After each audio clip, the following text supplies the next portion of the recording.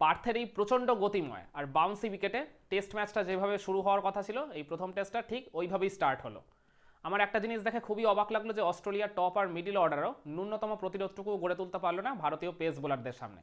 যাক গে, সেটা আবার আমাদের জন্য ভালোই হয়েছে। তো এই দিন টস জিতেছিলেন ভারত অধিনায়ক বুমরা, জিতে তিনি এদিন ব্যাটিং করার সিদ্ধান্ত নিয়েছিলেন। ওই পার্থের এই স্টেডিয়ামের ইতিহাস মিলিয়েই তিনি ওই সিদ্ধান্তটা নিয়েছিলেন বলে আমি মনে করি, উইকেট কন্ডিশন যেমনই হোক না কেন। তো ভারতের শুরুটা একেবারেই ভালো হয়নি। তো তারা আর কি শুরুতেই তাদের ওপেনার যশস্বী জয়সওয়ালকে হারায়। মিচেল স্টার্ক ওই জায়গায় তাকে একটা আউটসাইড এজ করে ওই মানে গালিতে অন ফিল্ডিং করা ম্যাক্স সুইনির হাতে ক্যাচ দিয়ে তিনি 0 রান করেই প্যাভিলিয়নে ফেরত যান। 8 বল তিনি খেলেছেন। এরপর একে একে ভারতের টপ অর্ডার ভেঙে যেতে থাকে। এর পরে পরে আর কি ওই দেবদূত পার্টিকেল, যাকে আর কি এই ম্যাচে গিলের রিপ্লেসমেন্ট হিসেবে খেলানো হয়েছিল স্কোয়াডের বাইরে থেকে এনেও, তো তিনি 23টা বল খেলেছিলেন। মানে ওই আমি সেই এর আগে একটা ভিডিওতে বলেছিলাম এইটা এমন টাইপের উইকেট যেখানে অতিরিক্ত ডিফেন্স করাও চলবে না, আবার শুরুর থেকে অ্যাটাক করলেও চলবে না। তো তিনি উইকেটে সেট হয়ে গেল। 23টা বল খেলার পর তিনি ওই জশ হ্যাজেলউডের বলে আউটসাইডেজ হয়ে উইকেট কিপার অ্যালেক্স কারিকে ক্যাচ দিয়ে প্যাভিলিয়নে ফেরত গেলেন। এরপর বিরাট কোহলি আর কে এল রাহুলের মধ্যে একটা জুটি গড়ে উঠেছিল 18 রানে, কিন্তু এই জুটিটা খুব বেশিক্ষণ টিকলো না। বিরাট কোহলি এদিন আবারও হতাশ করলো, মাত্র 5 রান করে তিনি ওই জশ হ্যাজেলউডের বলেই আউটসাইডেজ হয়ে প্যাভিলিয়নে ফেরত গেলেন। এরপর কে এল রাহুল দুটো বাউন্ডারি মেরেছিলেন ঠিকই, কিন্তু তিনিও আর বেশিক্ষণ সার্ভাইভ করতে পারলেন না। মাত্র 26 রান করে তিনি মিচেল স্টার্কের একটা বলে আউটসাইডেজ হয়ে ক্যাচ হয়ে প্যাভিলিয়নে ফেরত গেলেন। যদিও আম্পায়ার ওটা প্রথমে আউট দেয়নি, তারপর অস্ট্রেলিয়া ওই রিভিউ নিয়ে ওটা আর কি ডিসিশনটা তাদের পক্ষে নিয়ে গেছে। এর মাঝে ঋষভ পান্তের পক্ষে একটা এলবিডব্লিউর আবেদন হয়েছিল, অস্ট্রেলিয়ার রিভিউ নিয়েছিল, কিন্তু ওইটার রিভিউটা সাকসেসফুল হয়নি। লাঞ্চের আগে আগে ভারতের স্কোরটা হয় তখন 4 উইকেটে 51। এরপর ধ্রুব জুরেল তার ইনিংসের শুরুটা বেশ দারুণ করেছিলেন। মিচেল স্টার্ক আর প্যাট কামিন্সকে দুটো কাট শটে চমৎকার দুটো বাউন্ডারি মেরেছিলেন। কিন্তু এরপরেই যখনই আর কি মনে হচ্ছিল যে ওই ইন্ডিয়া এ ফর্মটাই তিনি এই ম্যাচেও ক্যারি করছেন, ঠিক তারপরে পরেই ওই মিচেল মার্শের একটা ওই ব্যাক অফ দ্য লেগ ডেলিভারিতে তিনিও আউটসাইডেজ হয়ে ওই থার্ড স্লিপে ক্যাচ দিয়ে প্যাভিলিয়নে ফেরত চলে গেলেন। ভারতের স্কোরটা হয়ে গেল ওই জায়গায় 5 উইকেটে 59। এরপর ষষ্ঠ উইকেটে ওয়াশিংটন সুন্দর ওই ঋষভ পান্তকে কিছুটা সঙ্গ দিয়েছিল।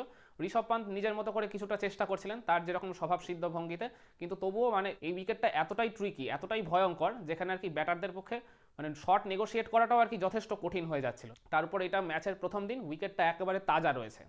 তো ওই জায়গায় ওয়াশিংটন সুন্দর আর খুব বেশিক্ষণ সার্ভাইভ করতে পারলেন না, তিনিও মাত্র 4 রান করে প্যাভিলিয়নে ফেরত গেলেন। ভারতের স্কোরটা হয়ে গেল 6 উইকেটে 73।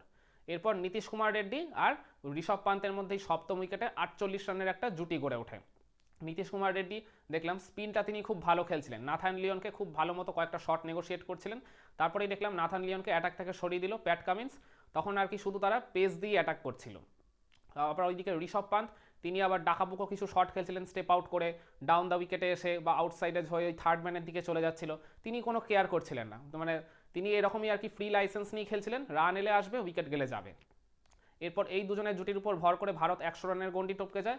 তারপর মানে যখন মনে হচ্ছিল এই জুটিটা ভারতকে 150 রানের গন্ডিটাও হয়তো টপকে দিতে পারে, তখনই ওই ঋষভ পান্ত খুবই আনলাকিলি ওই প্যাট কামিন্সেরই একটা ডেলিভারিতে তিনি আর কি ফ্লিক করতে গেছিলেন, কিন্তু ওই মানে আউটসাইডেজ হয়ে স্লিপে ক্যাচ দিয়ে আউট হয়ে গেলেন।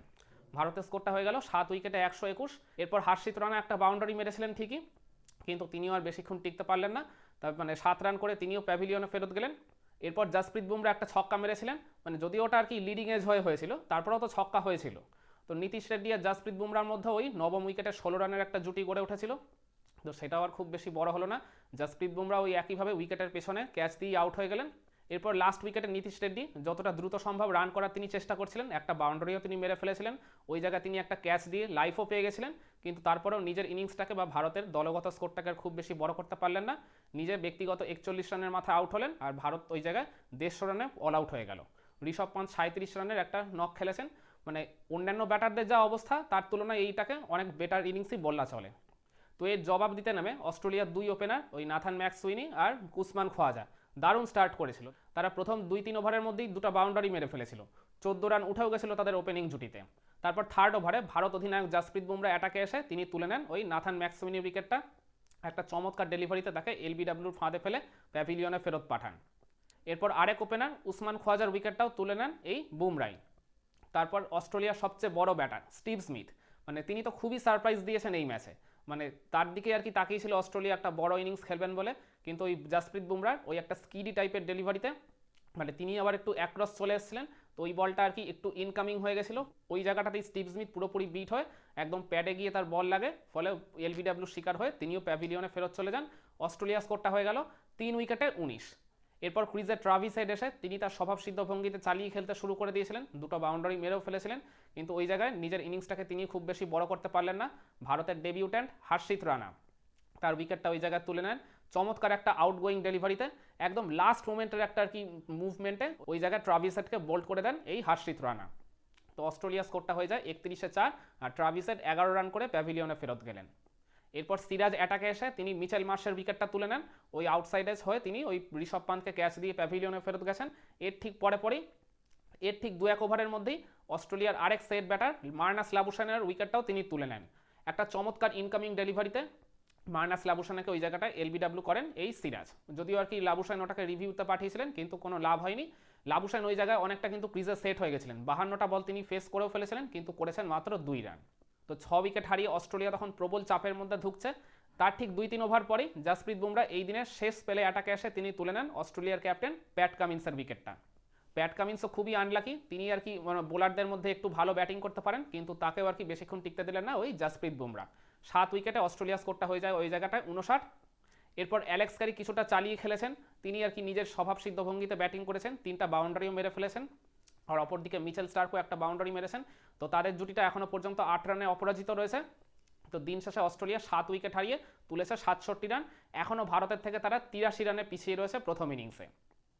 আর ভারতীয় ব্যাটারদের নিয়ে একটা কথা বলতে হবে, আমার মনে হয় ভারতীয় ব্যাটাররা বল ছাড়া বা বল লিভ করার যে ব্যাপারটা সেটা একদম বলতে গেলে ভুলেই গেছে।